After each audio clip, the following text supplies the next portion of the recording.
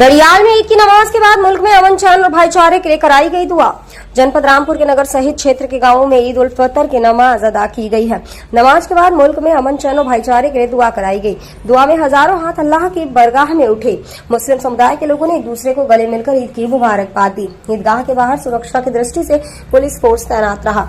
गुरुवार को नगर में टांडा मार्ग पर स्थित ईदगाह में सुबह 8 बजे नमाज के लिए नियत की। नमाज से पूर्व टांडा मार्ग पर बयान शहर इमाम मौलाना मोहम्मद उस्मान मुफ्ताई ने किए। शहर इमाम मौलाना मोहम्मद उस्मान मुफ्ताई के बीमार होने के चलते नायब शहर इमाम मौलाना मोहम्मद हसन कासमी ने नमाज अदा की।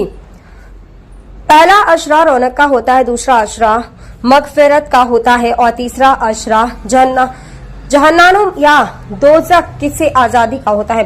रमजान का महीना विदा होने पर हर ईमान वाले मुसलमान का दिल रोता है। रमजान का महीना जुदा होता है तो आसमान तक रोता है। जैसे हर मुसलमान ने रमजान के महीने में रोजे रखे, नमाज पढ़ी, इसी तरह रमजान के बाद भी नमाज को कायम रखें। नमाज के बाद मुल्क में अमन चैन और भाईचारे के लिए दुआ कराएगी। बेरोजगारों के लिए रोजगार, बेनमाजियों के लिए नमाज, बे औलादों के लिए औलाद, बीमारों के लिए शिफा के लिए दुआ कराई गई। दुआ में हजारों हाथ अल्लाह की बरगाह में उठे। नमाज के बाद लोगों ने एक दूसरे को गले मिलकर ईद की मुबारकबाद दी।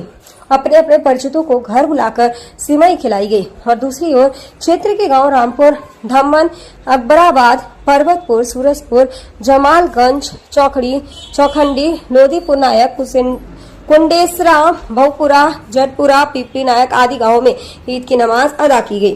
टांडा में ईदगाह में सुबह 8 बजे नमाज की अदा की गई।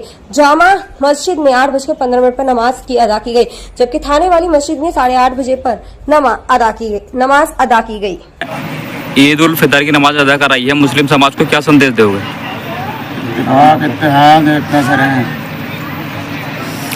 अच्छा, जैसे मुस्लिम समाज के युवक कुछ देखे जाते हैं पूरे महीने रोजे रखते हैं, नमाज पढ़ते हैं, लेकिन फिर उसके बाद कुछ युवा ऐसे होते हैं जो हाई स्पीड से बाइक चलाते हैं, उनसे क्या कहोगे? शांति से चलाना, अपने से चलाना, इसी तरह अपने सुकून से चलाएंगे तो खुद भी फायदे में है और दूसरे फायदे में है।